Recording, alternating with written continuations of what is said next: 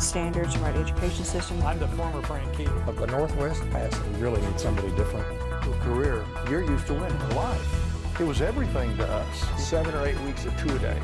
They really made me appreciate We're allowed to win. he's coming in and we'll be shooting the whole time. Let's go back real quick to the Enid Walk of Fame. Of course, we have training in confined space. Legitimate needing to know a little more. A good safety tip on that, Steve. Putting a hat on and getting out there and doing the job. Television model that you watched growing up. Houston, this is the International Space Station. City Connections begins right now. Hello again, I'm Steve Kime with the City of Enid. Thank you for joining us today for City Connections. My very special guest is Congressman Frank Lucas, and he has a very large jurisdiction with the 3rd District, and we're honored to have Congressman Lucas in the Enid Television Network studios today. Congressman, welcome to Enid, and appreciate you being here today. Oh, pleasure, Steve, as always. And you're, in your bio, you're a graduate from Oklahoma State University. Born and raised Oklahoma, 5th generation farmer, if you will, so you know everything about Oklahoma. Agricultural economics degree from Oklahoma State, and you've been serving the state in D.C. since 1994. Absolutely. And before that, I spent 5.5 years in the state legislature representing a rural state house district. And since I was 17, I've been a wheat farmer and cattleman back home in Roger Mills County. So. Well, I know about wheat farming. Growing up in Perry, I used to work in wheat harvest at the grain elevator in Lucene, Oklahoma. And I shoveled many scoops of wheat, I should say. My grandfather used to say that being a wheat farmer or working to support wheat meant that you had about 18 days where you worked 18 hours a day to get it all done. And I'm sure at the elevator you understood that. We didn't go home till the last truck came in. And the farmers never quit, so that's for sure. Well, you serve an area of give or take 32 counties here of 77 in Oklahoma. How do you pull that off? Spend a lot of time on the road. And we're in session 9 months out of the year in the nation's capital. So I come home virtually every weekend, fly into Oklahoma City or Tulsa, or I've been known to come in and out of Amarillo when I'm doing something in the Oklahoma Panhandle. And of course now with the new jet service in and out of Stillwater, that makes life a little simpler too. But come and go when we're not in session, do lots of stuff, town meetings, interact with folks. When you've got a district this big and this diverse, because literally it's all the way from 15,000, 20,000 people in the suburbs of Tulsa. I represent part of the city of Tulsa. 25,000, 30,000 people in the suburbs of Oklahoma City. And then Enid and all the open country. I may actually have more cows than people, which is good. It's just fine. The open country. But it's an agricultural, it's an energy, it's a Main Street district. And to me, Enid's always been a very critical area because of Vance Air Force Base, all the grain industry here, the business community, the oil and gas industry here. So I spend a lot of time in Garfield County, Enid in particular. Yeah. Enid is definitely a retail hub, an educational hub, medical hub. And for our viewers, just to remind you that Congressman Lucas serves on the House Committee on Agriculture and also on the Financial Services, and is Vice Chairman of the Science, Space, and Technology. And we'll talk a little bit more about that in just a few moments. With your farming background, your family heritage and all that, the values of Oklahomans. I'm born and raised in Oklahoma, so I know about it's the Oklahoma spirit, it's the Oklahoma standard, things of this nature. So Congressman, when you go back to D.C., does that work ethic or that character building or that mindset of the Oklahoma spirit, does that help you just really excel for us when you go to D.C.? Absolutely. The upbringing here, as you said, the qualities that I had the opportunity to be exposed to. My parents were young married couple in the drought of the 1950s. My grandparents were young married couples, both in the drought and the Great Depression of the 1930s. They all knew really tough times. They all knew how challenging things could be, and that you can never give up and you can never back up. So that's been instilled in me.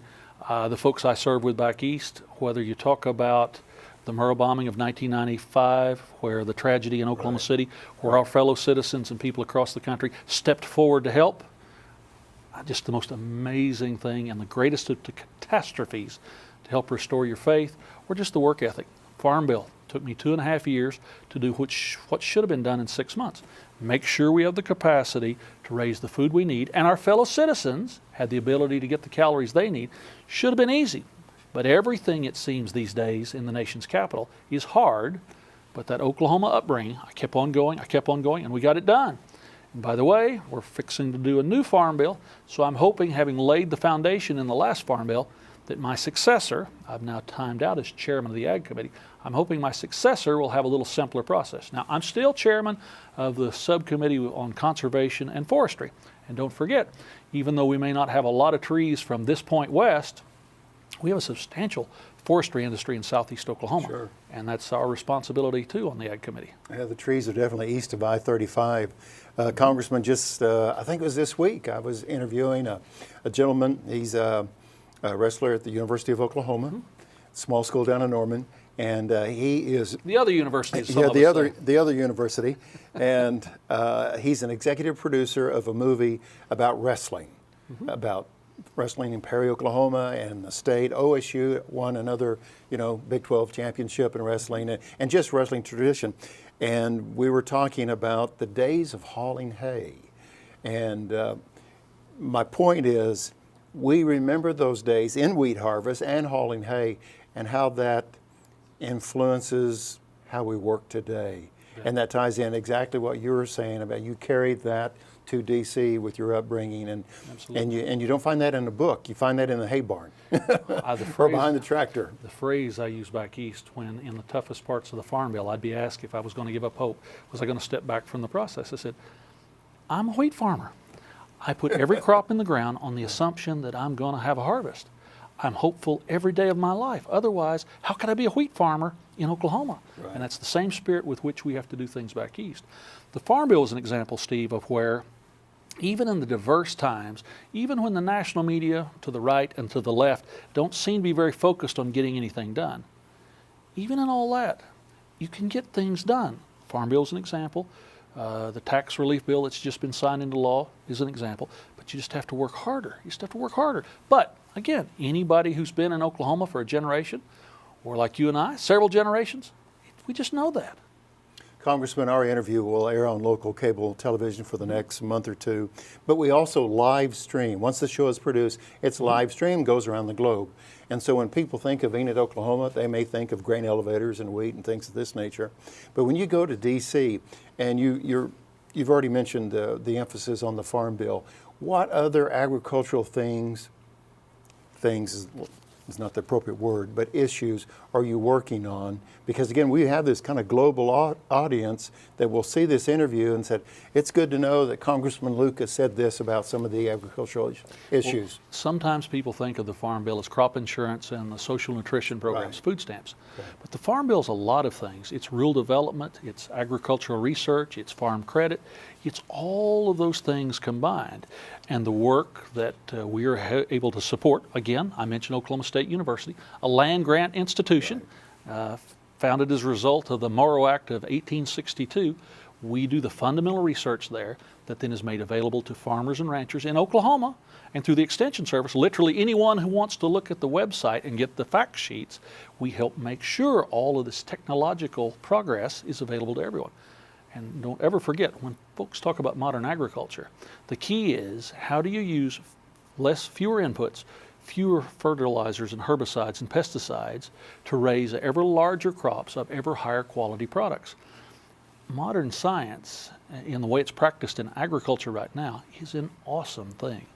The crops that I started raising when I was 17, or my parents raised, or my grandparents raised, have changed so much because of this technology. So in the Farm Bill, as I said, crop insurance is important. Social nutrition programs are important. But making sure our ARS research stations, our land grant universities like Oklahoma State and Langston have the resources they need, and all of those other things. And rural development. If we don't have infrastructure, I would tell you that what my generation of 40 years ago when we got out of college would have thought was important, or my parents' generation or a generation before, the young men and women now in their early 20s, they have certain expectations. They expect to have access to high-speed, high-quality internet. They expect to have access to high-quality health care. They expect to have access to the same things that folks who live in Enid or Oklahoma City or Tulsa or Dallas or New York City have. And through rural development as a part of the Farm Bill, we work to try and make sure those resources are there. And it's not just to make the quality of their life better. If they have the tools that everyone else has, then they'll be more efficient, more effective, and they will bring more economic activity and growth to the rural areas. We'll all be better off for it. Thank you for sharing that, because that's just tremendous information. As we continue our Oklahoma State University commercial that we're doing, and the reason I say that is we had Burns Hargis, President Hargis, was right here in the studio a week or two ago, and so we had a great visit, and what a great young man to lead the university over at Stillwater. To have Burns. So it was fun to have Burns here. Well, Congressman, you may or may not be enlightened in a lot of detail, but the city of Enid, a city government entity, put forth a bond issue last year, and the citizens voted in favor to fund building a pipeline from Call Lake, Ponca City area, all the way over to Enid here in Garfield County. 70 miles of a pipeline as a crow flies, if you will. And so the citizens are behind that, because many times, you know, when you live in eastern Oklahoma and you have all the lakes and all that, you say, well, water's no big deal. But we have to remind people in Enid and even western Oklahoma, water's not in the lake, it's in the ground below, and those wells have a tendency to run dry or deplete a little bit quicker. Now, we realize the state doesn't have money and the federal government doesn't have money, but I just really wanted to get your views on how can the federal government help entities, the Woodwards and the Alvas and the Enids, when they endeavor and get involved in these projects that are so expensive. Is there a role, I guess is my question, for federal government to help communities out? Because water's the new gold, I think, as they say. Oh, absolutely, and we've got to have water here in this part of the state. Oh, absolutely, Steve. I mean, if you look at the development of Oklahoma, and sometimes people forget, yes, in southeastern Oklahoma, the average rainfall may down on the Louisiana-Arkansas line, maybe almost 50 inches a year. But in Boise City, at the far west end of the Panhandle, a good year's 13 inches. Yeah. And that'll come in 3 nights. It may have rained last November, exactly. if they think about it. So water's critically important, and that's been part of why Enid has been successful in sustaining long-term growth. When I was in college, I remember my college classmates, my friends from Enid, talking about the water development issues in the late 70s and early 80s. And the community thought it had addressed its issues forever. Right. Well, you have growth, you have additional people, industry, and suddenly you need more capacity, which is a compliment to the community and says something about the viable health of the region. So this next step is just taking us on into the future. You're right, incredibly expensive. The fact that the citizens of the community understand their long-term future will be determined by this water, not just to keep the lawns green in the summertime, but when we recruit industry. There's a rather substantial industry, for instance, to the east of town that uses a lot of water and hires a lot of people and produces a lot of great fertilizer, those kind of things. So even with conservation, you have to have additional water. The focus in the Farm Bill and on the economic development programs tends to be, I would be honest with you, Steve, greater on the smaller communities who have less tax capacity to meet their needs. They tend to be less expensive projects, less complicated. But yeah, big infrastructure issues are important. And the President of the United States, President Trump, he's talking about his $1.5 trillion infrastructure program. And right now, the White House is putting the version of the details together, and the committees of jurisdiction will. But it talks about leveraging state and local municipal monies against federal dollars and potentially inviting investor groups in through certain tax opportunities to make investments. I think that's probably on great big things like we're talking about going to Call Lake with a pipeline. That's where we're headed. Now, President hasn't gotten all these details together, and as you alluded to earlier, I'm ag, I'm financial services, I'm science. So certain things I don't see in the greatest of detail until it comes to the floor. But first and foremost, thank goodness the citizens of Enid understand how important it is to be able to live up to our potential in the future of the water. And along that line, if you'll let me, Steve, I've been a member long enough to have gone through several BRAC base closure and realignments commissions with the community. We have an amazing asset on the south side of the town in the form of Vance Air Force Base. Some of the brightest young men and women in not only the United States military services, but around the world come to train here. And I know there have been occasions when people say, why does the city send a delegation up once a year? Why do you do this? Why do you do that? Well, we can never slacken our efforts to defend this rather substantial investment out here, which is good for the whole country, but it also brings an incredible amount of payroll and operating expense money into Enid. This having a diverse economic base, defense, ag, energy, is why we've prospered so well in Garfield County and for Enid. Your response is a great segue into the next question that I have. My mother-in-law is 94, will be 95 in a couple months. She's in a retirement home in Oklahoma City, and there's several people with her that went through Vance. So when I go visit her, they want to say, Steve, what's going on in Enid? Tell me what's going on at Vance. And so it's amazing the world-reaching impact of Vance, which leads into my next question. Being an energy state and being a military state as well, you've heard the conversation about wind farms, military bases, flight patterns, things of this nature. I think the solution to growth in all categories is maintaining relationships, but the open dialogue and get everybody on the same page so we all can be successful. What would be your role and recommendation to the energy industry and also the military bases and wind energy and all that? I would just remind all my friends in the various industries who are competing for the use of the same space, there are very few primary pilot training bases left in the services, and we're very fortunate to have one of them. And they have to have a degree of obstruction-free, radar-viable airspace for these young men and women to learn and hone their skills. So we've got an investment here we don't ever want to go away. Much of what's created a lot of excitement in recent times about the wind industry was when we first started building windmills in the state, it was in the far-flung corners. Required transmission lines to move the power. Over yonder. Over yonder. I can, when you look out the south door of Linda Nye's house in Rogers Mills County, the blinky red lights in the evening start on the eastern horizon and they go to the western horizon. Now, we don't have any windmills on our property, but I can see them where I live. I can see them about 30 miles away, straight south and close to 50 plus in either direction. But it didn't create so much excitement. But when our friends decided to build windmills closer to the urban areas, that's when it created excitement. And around not only Enid, but around places like Altus. So I would suggest industry needs to show some practical restraint when it comes to placing of mills.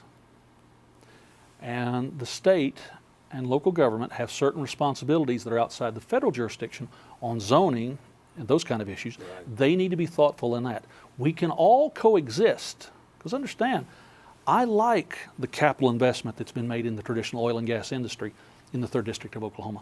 I like the huge capital investment that's been made in the wind energy industry in Oklahoma. I can remember life in my part of the district when we didn't have either. It's better now.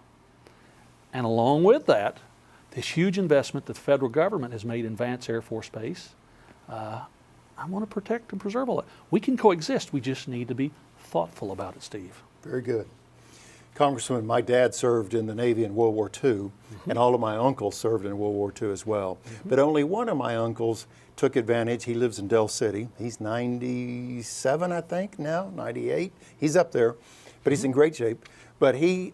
you have some good genetics in your family, Steve. I think so. I'm blessed with that. 2 years ago, I believe it was, that from Del City, he was a part of the honor flights to go to D.C. to see all that. Denver is his first name, Denver Williams. Thank you, Denver, for serving our country. Absolutely. And Denver got on a plane with a bunch of World War II vets, and then they went to D.C. My question to you is, what roles do you have, and what ways are you supporting our veterans and helping our veterans? I'm sure a veteran will call your office in D.C. and say, hey, I need help. But tell our viewers how you're involved, if you would, please. Let's visit for a moment about the honor flights. And our Second World War generation, like your relative, is now getting to that very golden twilight period of their life. And I say that respectfully. We all want to live a good long time. We all want to get to that point in our lives. So the honor flights are basically winding down as that generation's not physically able to go anymore. Right. But having gone to several of the flights when they come into D.C. to go down and meet with them at the World War II Memorial, most amazing thing. And that World War II generation, not a boastful one in the whole group. You'd have to pull it out of them about what they did and what they'd accomplished. And every story was amazing. So I have incredible respect for the generation. Part of my responsibility as a member of Congress, of course, is in addition to town meetings and working on bills and legislation and voting, is helping constituents deal with the federal government. So whether you're a veteran dealing with VA, or you've got an issue with Social Security, or a concern with the post office, or a myriad of any entities, most people only have to deal with the federal government a time or two in their life. And when everything goes smooth, there's no concerns. Call us. I have dedicated folks in the district who are what we refer to as caseworkers. They're folks who take your call, listen to your issue, then try to work with you to figure out how to make things work the way they should at the federal government. I always tell folks, I cannot tell a federal employee to do something contrary to federal law in your particular issue, but I can encourage them to respond promptly, and I can encourage them to give the constituent the benefit of the doubt. If there's uncertainty, the constituent, the veteran, the Social Security recipient, they deserve the benefit of the doubt if there's any uncertainty. So we do a lot of that. The senators do that work too, my colleagues do. And while it's not as sexy and exciting sometimes in the national media, it's actually the most rewarding, because you're helping real people get things done that they deserve to have done. And I'd like to remind our viewers and the Congressman, I think he was reading my notes, because he's done a great job of answering the questions and the questions that I haven't really gotten to. But his staff works on tours and also Academy nominations and things of this nature. So keep that in mind if you need to reach out to Thank you for bringing Congressman. that up, Steve, because every year one of my responsibilities, privileges, is nominating young men and women to the service academies, Air Force, Army, Navy, Merchant Marine, Coast Guard. If you're a bright and ambitious young person, you don't have to have any money. Convince my little Academy Review Committee that you're up to the challenge, and then we sort down and we are able to nominate a certain number of people each of the academies, make their mark, and then you're talking about a completely paid for education. Now, there's a responsibility to serve, and serve in which capacity depending on which academy, but it's a great opportunity, and you don't have to have money as a young person, just a strong work ethic, a leadership track record, a good academic program, and a desire to make a difference. We're just down to a couple minutes left in our quick visit. One of my final questions is, a lot of news about recent attacks abroad, terror attacks abroad and also within the U.S. and things of this nature. What would you share with our viewers, Congressman, that our government's doing everything they can to keep us safe? That may not be a fair question, but at least I'm throwing it out there to you. I will acknowledge to you, Steve, I'm not on any of the primary committees of jurisdiction, but I have been to the briefings. I've been out and looked at the facilities. Our fellow citizens would be amazed if they knew the magnitude of how hard we are watching people around the world, and even people at home, depending on the appropriate authority, who might have ill will or try to hurt us. It's a 24/7 operation. It is global. I think we can all sleep good at night because of the quality of people who are trying to protect us. Now, it doesn't mean that bad things aren't going to happen. I mentioned 1995 in the Murrah building in Oklahoma City. We've seen other tragedies at home and around the world.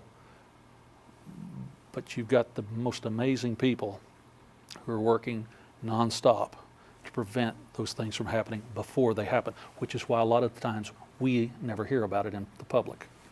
Well, I appreciate you sharing that message, because that's encouraging to us, hearing from you and your particular role. Well, Congressman, we've got less than 2 minutes, and I wanted to save the 2 minutes for you, because we are so grateful for you to take time to visit with us here at the Enid Television Network studios today. But I wanted you to speak to the viewers. This is one of those impromptus. Here's your opportunity to speak to the masses, if you will, but I'll give a minute or two and just talk to the folks. The one thing I would say, Steve, is people need to be engaged. There's a cynical streak right now that runs through the whole of society, but be engaged. When issues come up you care about, write letters to me, write letters to both United States senators, write letters to the President of the United States. When we do public events, whether it's chamber meetings or speeches or town meetings, come, get to know myself and my colleagues, get to know our staffs, so that when an issue comes up, and I always stress this is the important part, Steve, when an issue comes up and you have a strong feeling about it, if you know me or my staffer or the senators or a Senate staffer and you want to make a point, then we understand this is a real person. They really care, and it'll get factored in. If we don't hear from you, we can't factor in your insights. If you don't ask your question, we can't answer. People need to be engaged. Those old Norman Rockwell paintings of the town meetings are true. Democracy, this representative republic we live in, is only as good as the sum of all of us fulfilling our responsibilities as good citizens. And I can say that about the Enid community. When we have a city commission meeting, the folks are there. So, yes. Congressman Lucas, you may have one of these coins. Thank you, But Steve. if not, put it on your desk in D.C. and keep us in mind.